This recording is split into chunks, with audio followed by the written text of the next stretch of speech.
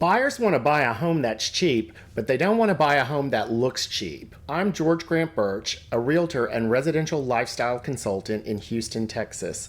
And today I'm going to tell you 5 things you might be doing that make your home look cheap. The first thing you may be doing to make your home look cheap is word art or wall art. Anything glued or stenciled to the wall that says something about your beliefs or your thought processes is probably not good for your resale value. Unless you're going to be rolled out of the home on a gurney to your final resting spot, resist the urge to write things on your walls. While you may see a cute phrase that brings you joy, all a buyer is going to see are vinyl letters that they have to peel off and paint over. If you stenciled something to the wall, it's even worse because once you paint over that, it's still going to show through. If you stenciled your kid's name in the nursery, your buyer may not even have a kid, and their kid may not be named Abigail. You want to have a professional painter come in and prime and paint that so that you can't see it through the new paint. There's no need to label the laundry or the pantry or the kitchen. We know where those all are. And if you have cute sayings about coffee or wine, sometimes they're super funny, but they can also be super appropriate for people who don't imbibe. The same with religious sayings, Bible quotes, wedding dates, family trees. They're all giving buyers something to look at besides what you want them to see, which is your house. If you've got something so important to say that it needs to be on your wall, put it on a canvas or pop it in a frame and hang it on a nail. That's much easier to repair when it's time to move on and resell. The other thing that can be a little cringy when buyers are looking at your home are faux materials. I'm talking about plastic party decorations that have somehow been allowed to become permanent fixtures in your house. Plastic faux brick panels from the dollar store applied around a fireplace, or sheets of rubbery plastic tile that have been placed behind a backsplash. I've seen both of those things and they were pretty cringy. Contact paper subway tiles, plastic lanterns turned into permanent light fixtures. Not only was it ugly, I think it was probably a fire hazard. So here's a tip. If it comes from a craft store, Walmart, Target, or an online seller, it probably should not be a permanent fixture in your home. Lowe's and Home Depot are stocked to the gills with tile, brick, light fixtures, and all sorts of appropriate and acceptable safe building materials that will add value to your home rather than making it look cheap. If you don't have the skills to apply those materials perfectly, do yourself a favor and hire somebody to do it correctly. You want to ensure yourself a flawless professional finish that will add value and style without looking cheap. Along the same lines are cover-ups.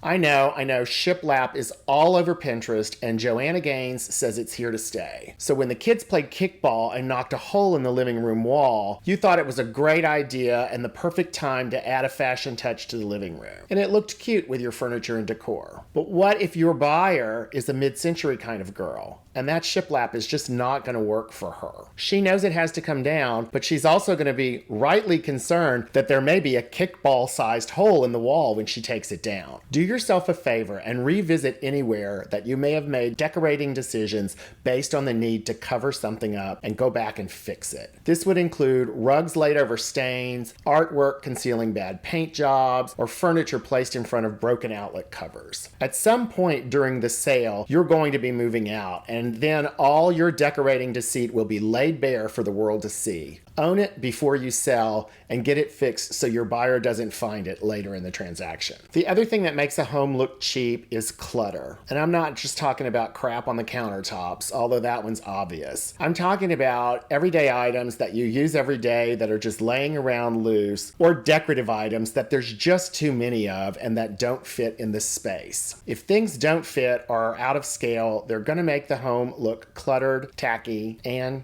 cheap. Artwork should be kept in scale and aligned in a composed shape, not randomly placed as though it was accumulated over time. Keep like items together in meaningful collections, edit random items that don't have any purpose, and remember, not every surface has to have something on it. Don't just shove everything in a closet. Those need to be neat, organized, and free of clutter as well. Closets you use every day should be thoughtfully organized so that you can easily get your hands on the items you wear often. Special occasion and seasonal pieces can be stored elsewhere to make more room in the bedroom closet. A closet organization system is an affordable, easy DIY in most houses. In luxury properties, you may want to enlist one of the many closet organizing companies to come in and build your closet out. I'm also going to link link a video in the description box below of a clever closet organization installation that I did in my own house. While you're organizing, take a look at the pantry as well. Baskets, bins, and boxes can go a long way toward giving a high-end look on a budget. The other thing that can make your house look really cheap is anything you've done that's quirky or eclectic. It may suit your lifestyle and it may be really adorable in the theme of your life,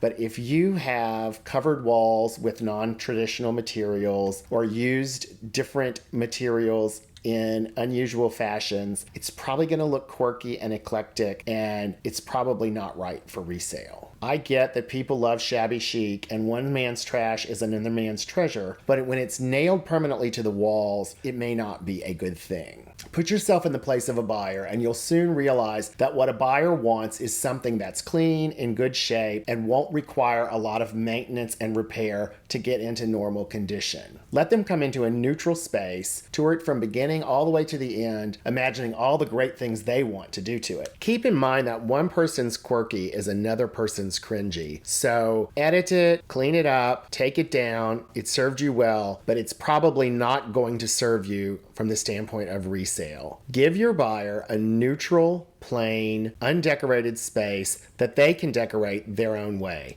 just like you're going to do wherever you're moving. I've got even more top 5 lists coming your way, so make sure you subscribe and click the notifications button so you'll get a notification when I get them uploaded. Thanks for watching.